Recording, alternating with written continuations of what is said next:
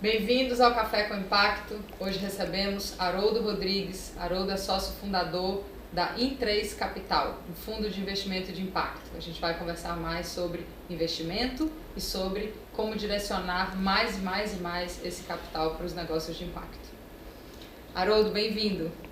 Obrigado, Gabriela, pelo convite.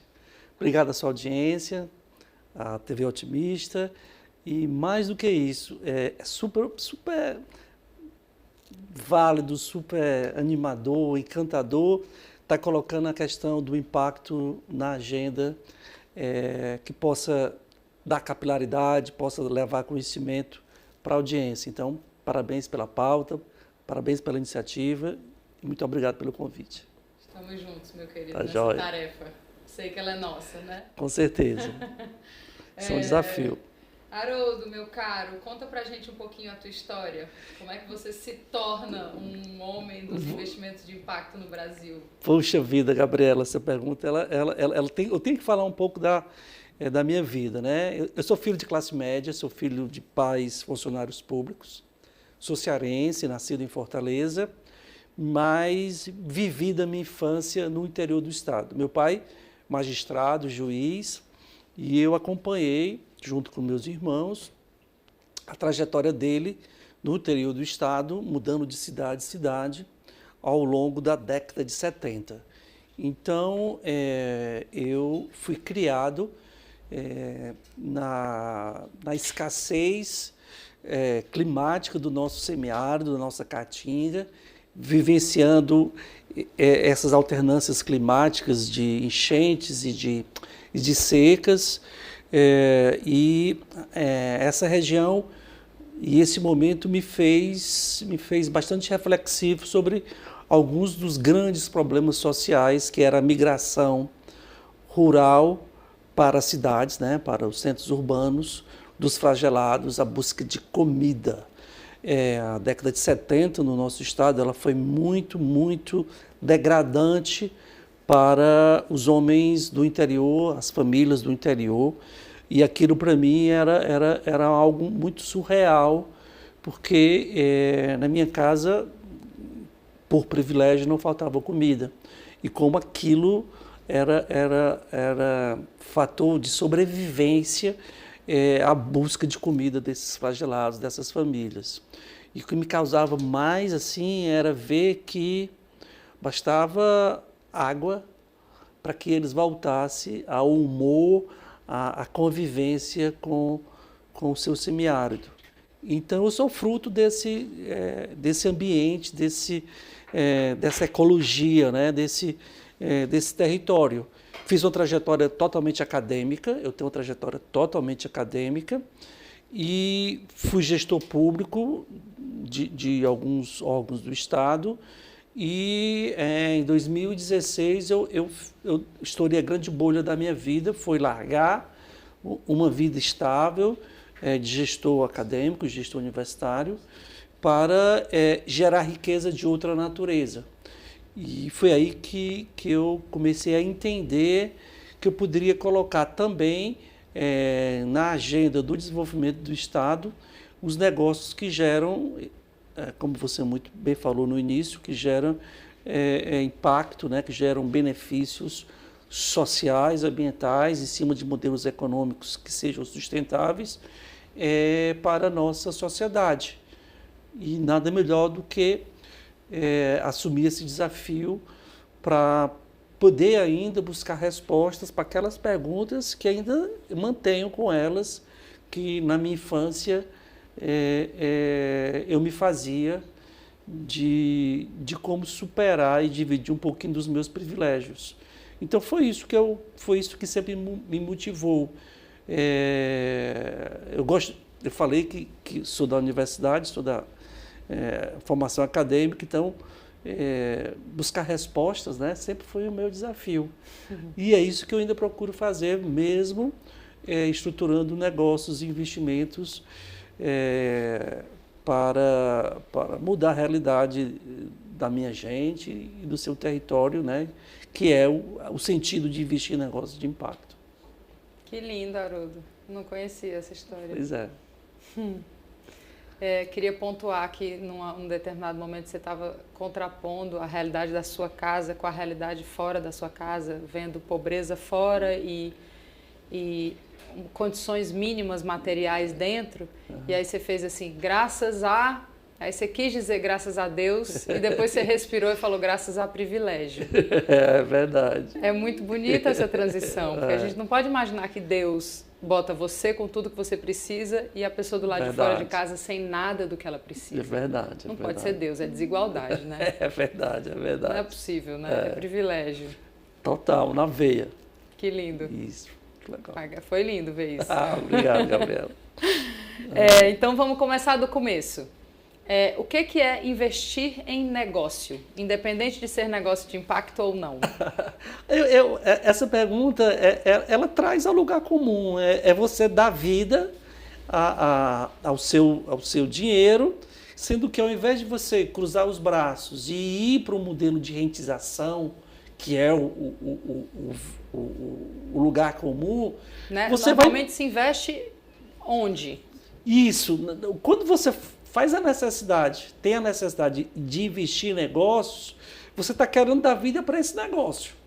Tá? Talvez o que eu já antecipo, com certeza, uma inquietação sua, é que tipo de negócio, qual é a causa que você investe, a benefício de quem aquele dinheiro está sendo investido. Tá? Então, você tem várias opções. Né? O cardápio de investimento ele é muito amplo.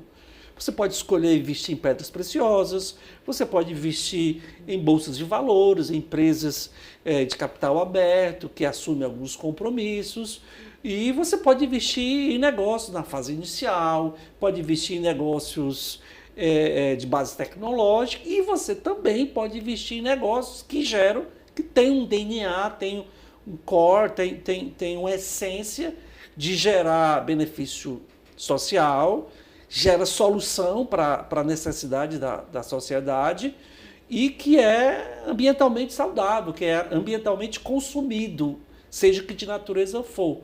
Então, essa é a premissa para definir investimentos de negócios. Talvez a questão central que eu percebo e que essa é um desafio que eu assumo, é fazer uma reflexão de que tipo de negócio você está tomando a decisão de fazer o investimento. Pois era a minha próxima pergunta. Qual é a diferença entre um negócio normal e um negócio como esses que a gente prega, que são os negócios de impacto? Pronto.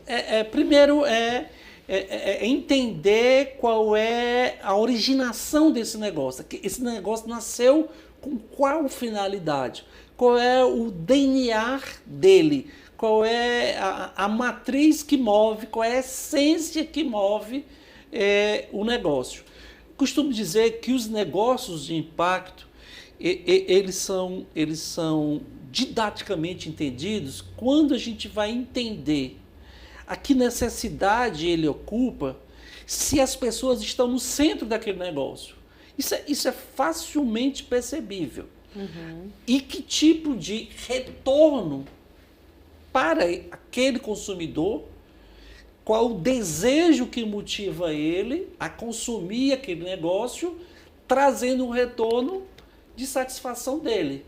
Então, dá um exemplo, Haroldo, para a gente tornar mais acessível para quem está ouvindo. Vamos lá. Eu tenho uma necessidade de me alimentar. Eu tenho necessidade de consumir alimentos. Eu posso ir a um supermercado, ir numa gôndola ou ir na área de frutas e verduras e eu vou fazer lá minha opção sem identificar qual é a origem daquela fruta, daquele alimento, daqueles cereais e agrotóxico, tal. Agrotóxico, ou não. Agricultura familiar, agricultura monocultura, isso. Desmatamento, não desmatamento. Toda a cadeia de produção. Ou então eu vou fazer uma opção segura que aquele alimento que eu vou consumir, ele atende, tá, na sua intencionalidade a esses requisitos que causam desajuste, desarmonia, desequilíbrio entre as pessoas e o meio ambiente. Essa é uma opção de escolha. Então, quando eu iniciei e parabenizei a agenda de negócios de impacto, é porque você, consumidor, é quem define qual é a natureza do negócio que você quer consumir. A agenda de se acelerar investimentos de negócios de impacto é uma equação diretamente proporcional ao desejo das pessoas consumirem negócios, produtos, processos que geram benefícios sociais e ambientais positivos e, é claro, que geram riqueza. Como todo negócio, eu não posso deixar de esquecer que eu preciso ter retorno econômico. O que eu vou fazer com esse retorno econômico a partir desse benefício gerado? Aí é uma segunda... uma segunda pergunta. É uma segunda pergunta que a gente precisa fazer. Mas, normalmente, esses negócios eles são muito interconectados, tá entendendo? Então, talvez o desafio que o Café com Impacto tem, que as investidoras de negócios de impacto têm, que as empresas que têm esse DNA, é saber levar essa mensagem para o consumidor. A questão do impacto está muito ligado com a comunicação. Essa é uma tese que eu defendo bastante. Se a empresa que tem esse DNA não souber comunicar o que aquilo tem de valor para o consumidor, muito dificilmente a percepção de valor vai ser consumido pelo cidadão. O cidadão a pessoa é o ponto-chave dessa equação. Haroldo, o que você acha que veio primeiro? Veio primeiro o consumidor ou veio primeiro lideranças que compreenderam que a gente tem pouco tempo, que a crise climática, que a desigualdade, e começaram a modelar negócios que trouxessem esses benefícios, e aí um consumidor falou, opa, aí então eu prefiro? Olha, eu acho que essa é uma via de mão dupla. É uma curva conjunta, né? Isso, de conhecimento. Né? É muito difícil você pensar em negócios sem olhar para o mercado. E esse mercado aí vai dialogar com quem consome. Então, eu morei na Califórnia e eu entendia muito bem que o mercado de produtos que geram impacto social positivo era extremamente diferenciado quando eu passei um tempo na Califórnia e passei um tempo no Arizona. E convivi com duas realidades completamente diferentes. Por quê? Porque a questão da oferta e da demanda. O demandante de produtos que geram benefícios para as pessoas na Califórnia é completamente diferente de quem vive no Arizona, por exemplo. E esse é um desafio que a gente precisa trazer para o Brasil, que a gente precisa trazer para o Ceará, que a gente precisa trazer para Fortaleza, porque quem consome na região rica da cidade tem um perfil completamente diferente de quem consome na periferia. Não necessariamente que essa relação de consciência seja ligada ao fator econômico, mas sim a questão da consciência e da oportunidade de fazer escolhas. Quem está na região rica tem a opção de fazer escolhas. Quem está na região periférica não tem opções. Então, aquele é um mercado onde essas lideranças, esses industriais, os empresários, precisam ter essa consciência para dar ofertar a escolha. Quem está desse lado já tem essa opção de escolha. Se não está escolhendo, está perdendo tempo. Está perdendo tempo. E até acho que esse é um processo de transição. Os negócios que não colocarem a agenda da necessidade das pessoas no centro, eles são fadados a ter uma vida útil menor do que aqueles negócios que geram valor de consumo para além da troca, da simples troca, né? Do fator econômico em si. Tem que ter um benefício que alimente de outra forma o indivíduo. A gente já volta para o segundo bloco. Passa rápido. Nossa conversa é boa, meu querido. Até logo. A gente já volta para um segundo bloco.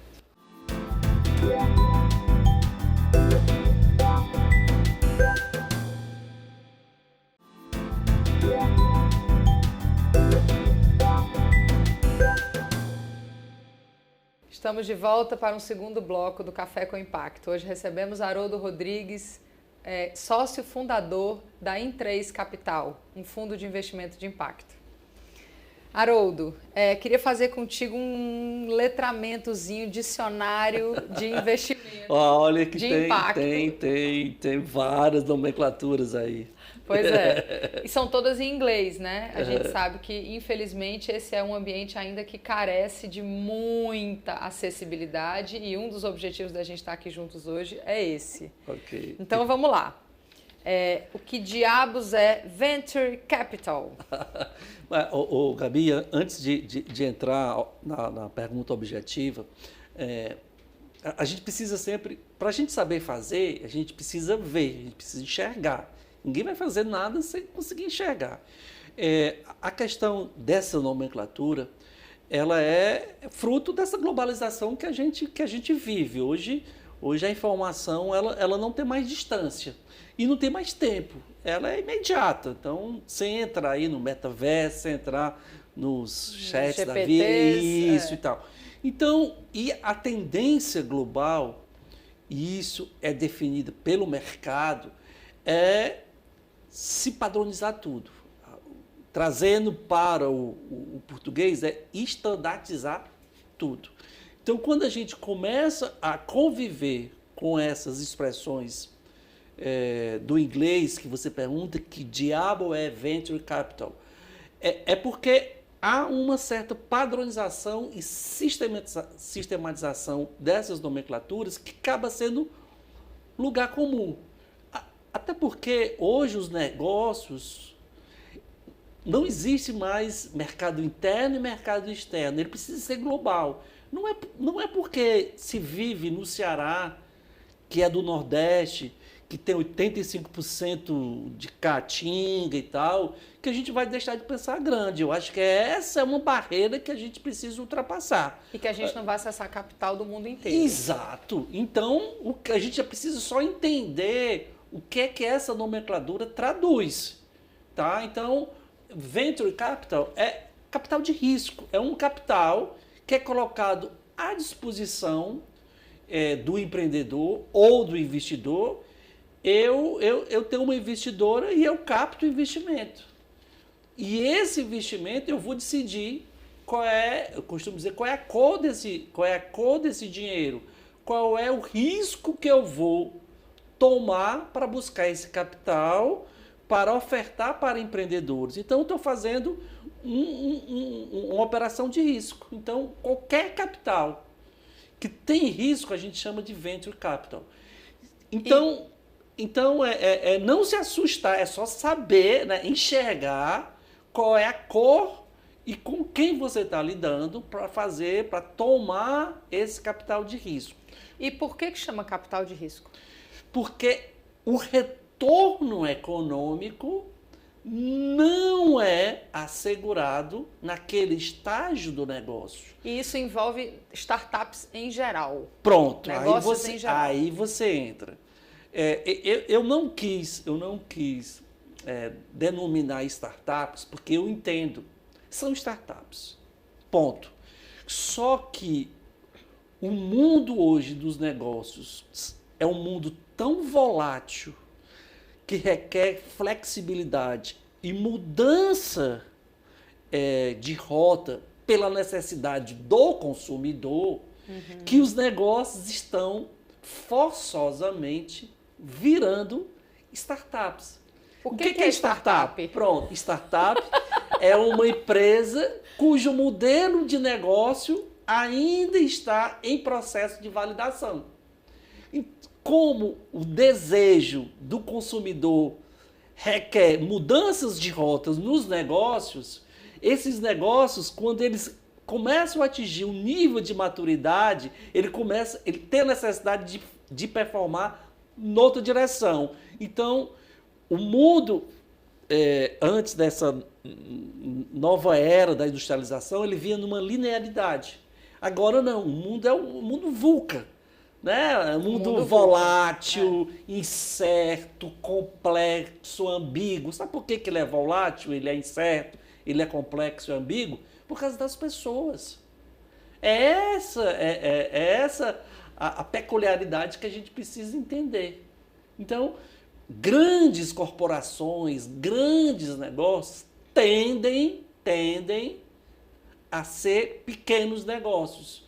Por isso que se fala tanto em inovação aberta, colocar negócios para você prototipar, para você validar, braço de negócio, para buscar startups. Aí entra capital de risco elevadíssimo. Por quê? Porque é um modelo de negócio que não tem uma validação ainda.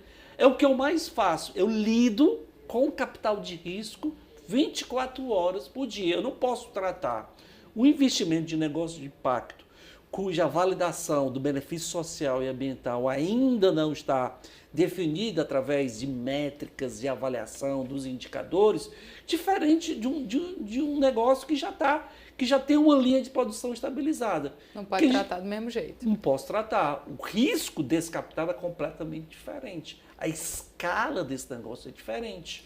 E aí tem, pelo que eu vou usar um pouco da minha ignorância para trazer a ignorância de todos nós para a conversa, certo, né? Você tem dois jeitos de entrar com dinheiro no negócio. Você entra com participação societária, que você bota um dinheiro, você bota o chamado equity, né? Que era o próximo termo, que é equity. E é justamente isso, é uma participação em troca. Em troca de alguma coisa. Ou você entra com dinheiro, ou você entra com capital humano, com trabalho. Tá? Em troca de uma percentagem do negócio. Isso, uma participação acionária. O equity é uma participação societária. Acionária societária. Isso. Normalmente, o empreendedor, no início da sua jornada, né, ele recebe o investimento, que pode ser financeiro, ou não financeiro, que é o que eu chamo de smart money, que é uma outra palavra, que é um capital inteligente, que é rede, que é conexão, que às vezes mentoria, consultoria. Pronto. Né? E tal. E como ele não tem um capital para devolver esse recurso, o investidor entra com uma participação societária no negócio. Normalmente, no início da jornada, esse investidor investe, aí entra capital anjo, capital semente, que é o seed money, ele investe até 350, 500 mil reais com uma participação acionária nesse negócio, nessa startup, entre 10% a 15%. Então, essa é a primeira rodada. Esse é o regramento inicial. Você saiu de uma ideia, prototipou, e aí você vai validar o seu protótipo. E aí você precisa de um capital, que é um capital de risco, que é uma venture, numa escala ainda pequenininha, cujo investidor ele é o anjo. O que é o anjo? O anjo é aquele primeiro capital, dinheiro familiar. Não, mas é aquele, por exemplo, que dá e não quer nada em troca? Porque esse nome ele é meio sugestivo. Não é que ele não queira nada em troca. Ele é paciente. Mas ele faz em troca do mesma percentagem societária. Essa é uma negociação que você define. Certo. Normalmente, essa primeira perna desse capital, porque normalmente quando a gente fala investidor, a gente fala sempre ou em empresas, ou famílias, ou pessoas. Mas você pode ter o poder público como investidor também. Normalmente. E deve.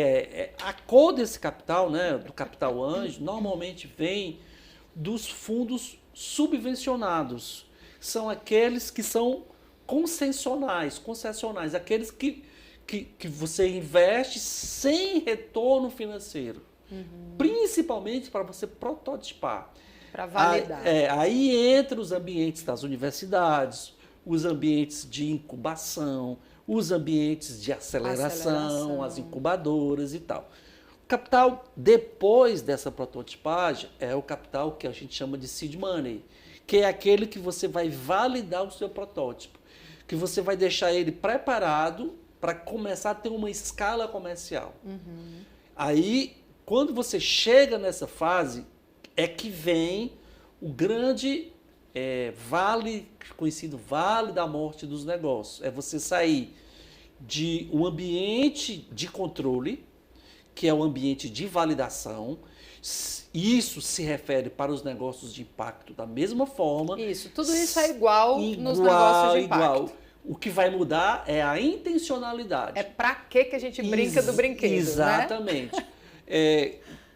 Quando você se refere a negócios de impacto, normalmente você constrói uma matriz de mudança para você validar. São indicadores que irão mensurar qual é a mudança que aquele negócio vai fazer no desejo do consumidor, que está consumindo ele. Se eu tenho, vou dar um exemplo, eu tenho um investimento numa plataforma que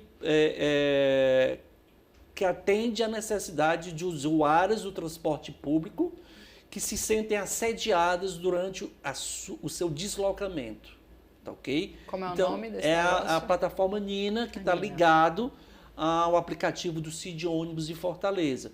Então, eu preciso definir indicadores que irão me dar resposta se aquela ferramenta vai atender à necessidade da usuária ou do usuário, independente da necessidade de quem vai utilizar. Uhum. E aí você precisa definir muito bem qual é o indicador correto para que eu possa validar. A cor desse dinheiro é um capital que a gente chama de impacto. É um capital que vai validar.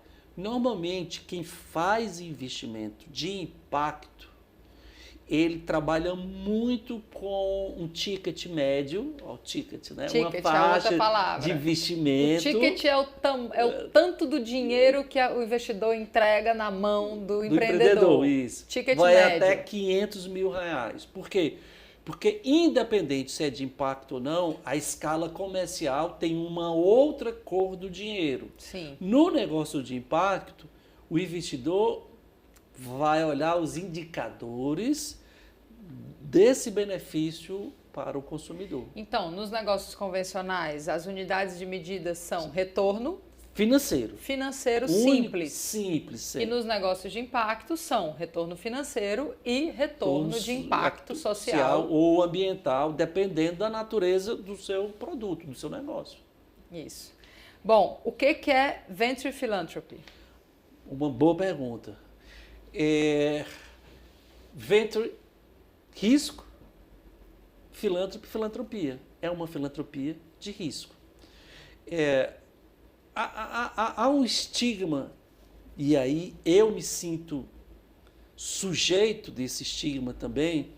Eu comecei contando a minha história, que eu convivi na década de 70 no interior do Ceará, e o que eu mais vi foi o assistencialismo. Então, quando havia aquela migração, onde os flagelados invadiam a famosa Cobal, Companhia Brasileira de Alimentos, que era o armazém, o supermercado da cidade, normalmente aquilo vinha com a ação do Estado ou do município de intervenção, de assistencialismo. Esse assistencialismo gerou uma falsa percepção de que filantropia e doação é assistencialismo, tá?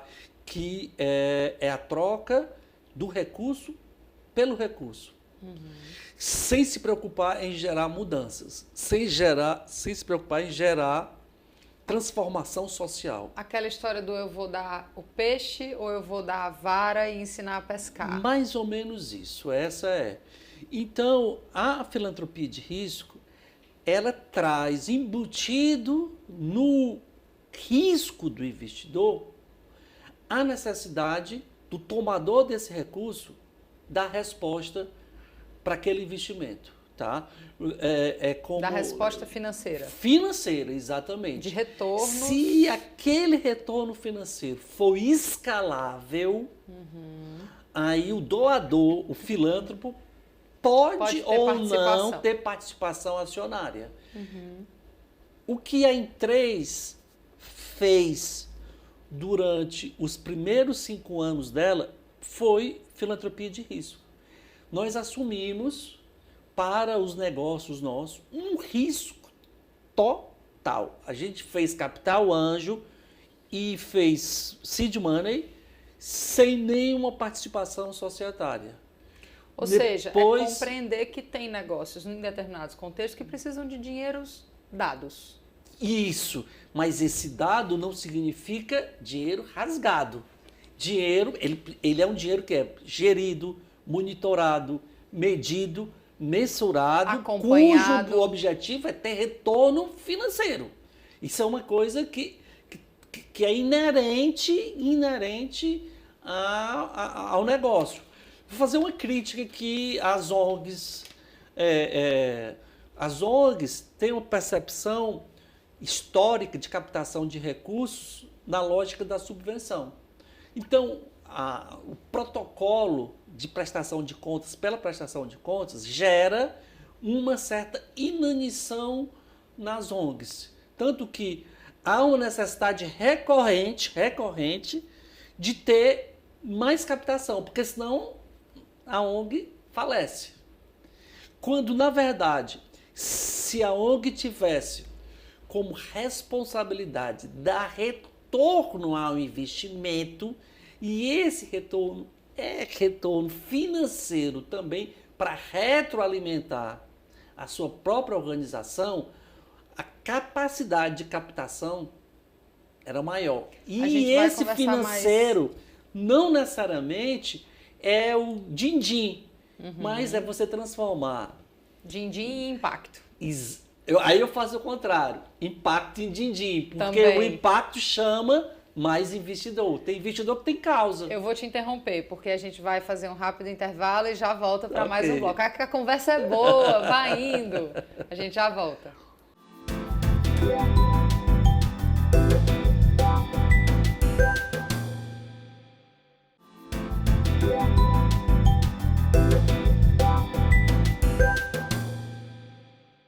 Estamos de volta com o terceiro e último bloco do Café com Impacto de hoje, recebendo com alegria Haroldo Rodrigues para conversar sobre investimento de impacto.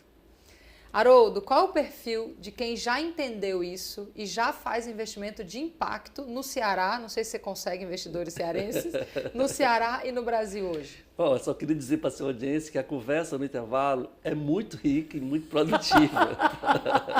Então fica registrado aí que eu vou pedir para a Gabriela gravar o intervalo para transformar no programa, porque é super rico.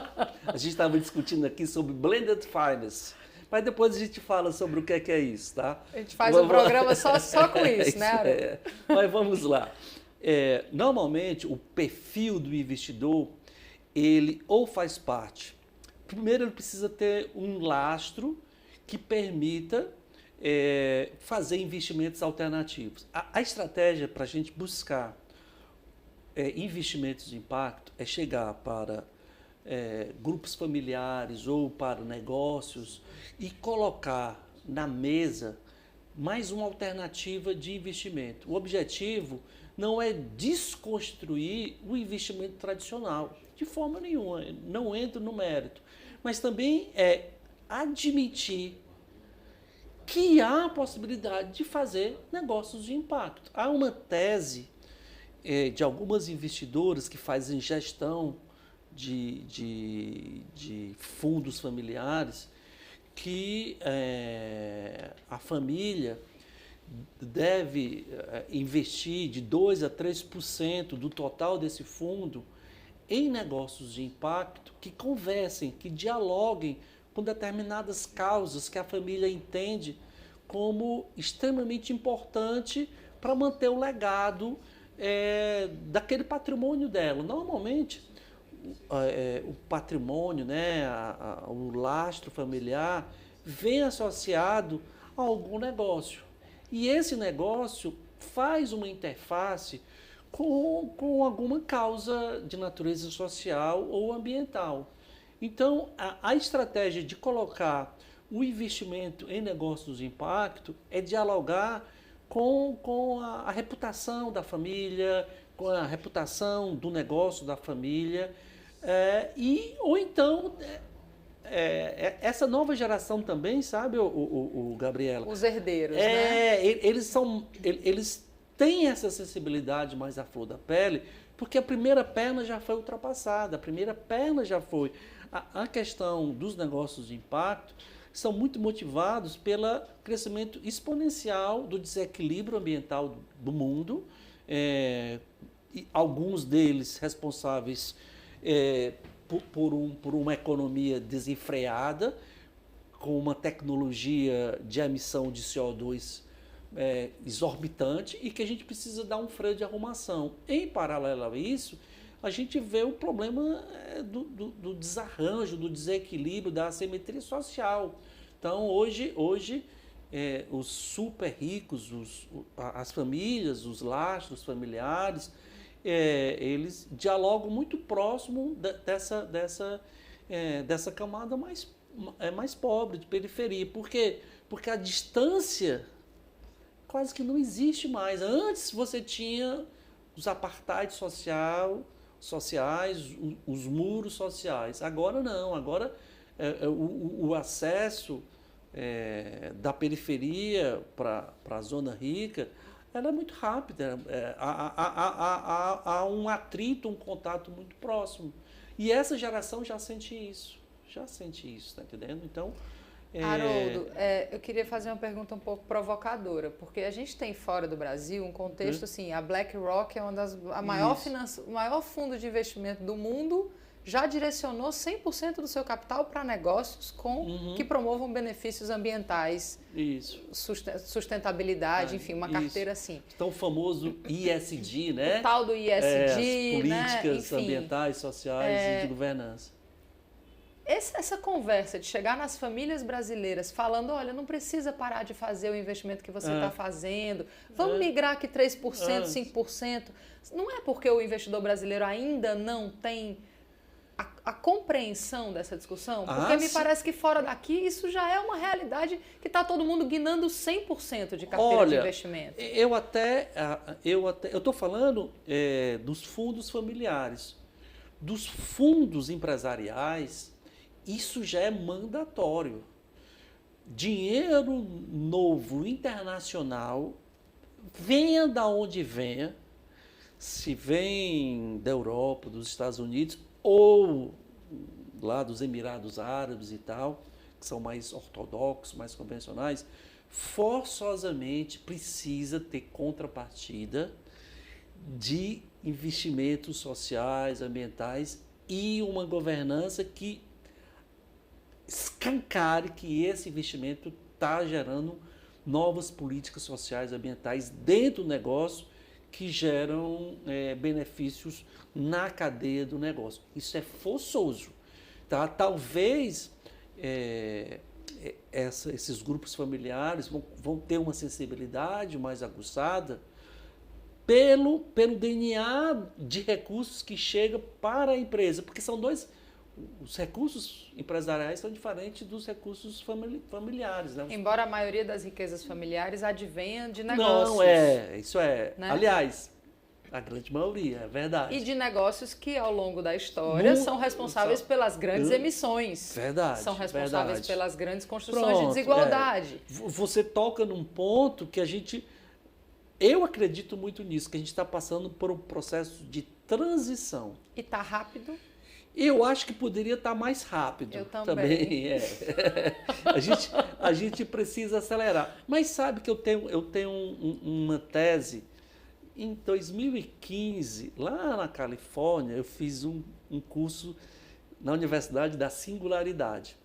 E lá eu compreendi o quanto é democrático, o quanto é acessível, o quanto é desmaterializante, o quanto é desmonetizante a tecnologia digital.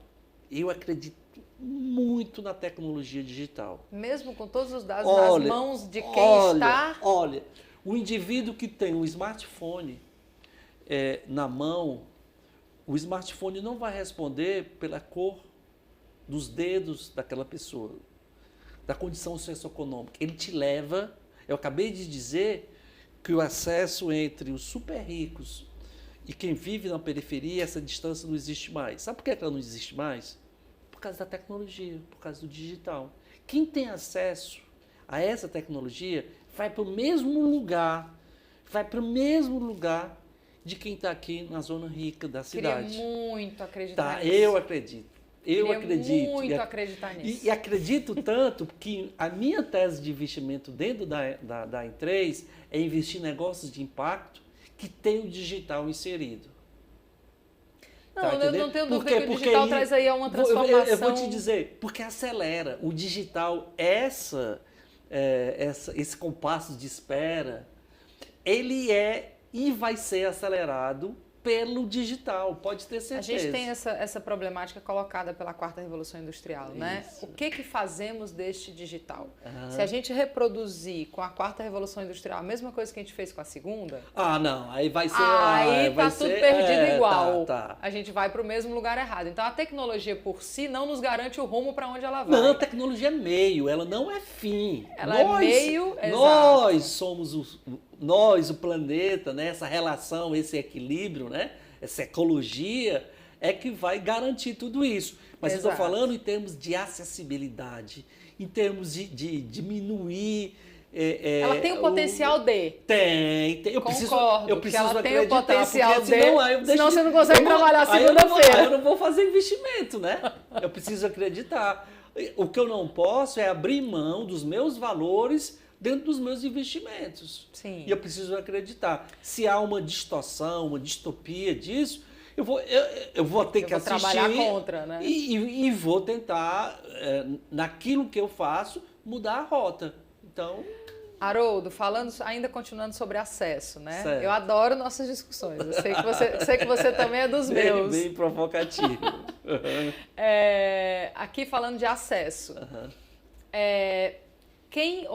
Qual é o empreendedor hoje que chega num dinheiro de investimento? Tem mais gente chegando, tem diversidade chegando, tem gente periférica chegando, tem população negra chegando, tem população indígena chegando, tem LGBT chegando. Me ajuda. Vamos lá. Eu acho que a gente tem aqui algumas insinuações bem fora da curva.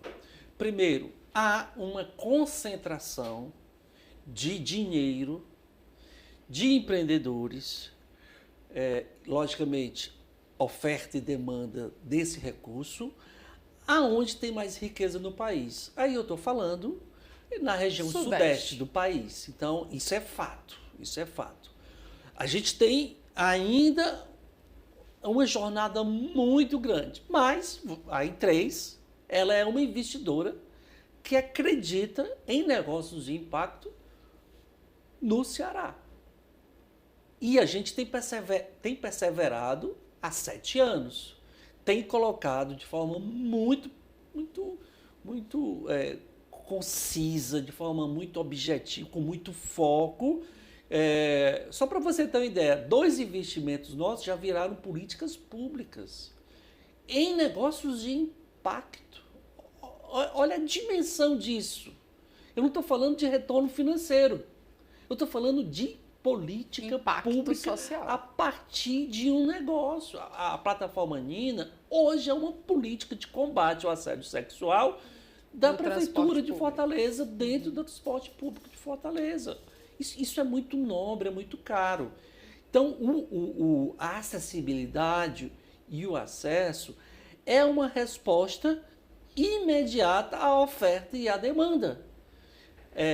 Talvez o que a gente esteja fazendo aqui, o Café com Impacto, essas provocações que a gente faz, a comunicação, essa tradução, esse letramento, é acelerar esse processo de oferta e de demanda. Tá? Você quer dizer, quanto mais gente e ambiente a gente tiver pronto para isso, mais um empreendedor vai conseguir acessar. Com certeza. Quanto mais bons negócios de impacto estiverem na mesa, mais a possibilidade de investidoras captar investidores. Está entendendo como é que é? Então, esse é um processo que requer muito foco, que requer muita governança, que requer um compliance, uma reputação, sabe? É Muita algo. transparência. Isso é um trabalho onde a direção é mais importante do que a velocidade. Porque nesse caminho, se você for com velocidade, a capacidade de distorção, É imenso. de haver uma corrupção, essa corrupção é uma distorção do valor, você fica corrompido do ponto de vista do seu propósito, dos seus valores. Então, focar nos seus valores, focar no seu propósito, focar para aquilo que aquele negócio, que aquele dinheiro vai servir, requer muita determinação, porque é uma disrupção que a gente está vivendo. Tem muita transição de paradigma, Tem, né, Haroldo? tem, Eu acho que a gente tá, eu acho que o mais desafiador nos 3 níveis, né, nos níveis pessoais, interrelacionais e sistêmicos, é que as transições não estão sendo de década, geração, é de paradigma. É verdade. E um paradigma, ele leva 30 anos para se construir, mas ele está levando 2 para se desfazer. E a pandemia botou, acelerou isso, né? Então, eu às vezes tenho empatia, assim, por quem resiste. Porque eu digo, poxa, deve ser desafiador mesmo. Vindo de onde você está vindo, entender para onde a gente está indo. Não, é por isso que eu preciso ter algumas ancoragens. A ancoragem da tecnologia, do digital, para mim, ela é muito importante, porque ela me traz respostas para essas mudanças muito rápidas. E se eu posso resumir um pouquinho da minha personalidade, eu sou muito disruptivo. Eu acredito muito na ruptura de padrão e na criação de novos mercados, de novas condutas, de novos valores. E o agendamento dos negócios de impacto no nosso ecossistema, no nosso território, é moeda de primeira necessidade. Negócios de impacto em regiões desiguais e assimétricas é sopa no mel para quem está pensando em levar soluções para a sociedade. A gente vive aqui um ambiente extremamente promissor para isso. Então, é isso que me sustenta, é isso que me ancora.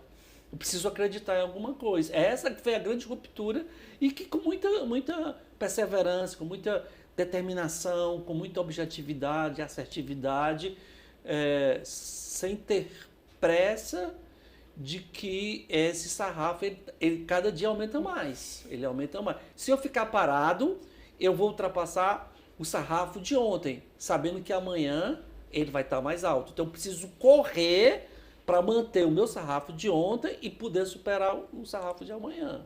Esse é o desafio de qualquer empreendedor, ainda mais colocando o impacto como uma necessidade, um gênero de primeira necessidade para regiões como a nossa. Então, sem pressa e sem pausa, né?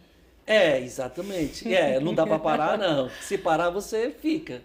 Obrigada, Haroldo. Não, Gabriela, muito obrigado também. Adorei nossa conversa, tá, como joia. sempre. Não, muito legal, muito legal. Muito bom. Este foi o Café com Impacto, com Haroldo Rodrigues, discutindo investimento em negócios de impacto. Até a próxima.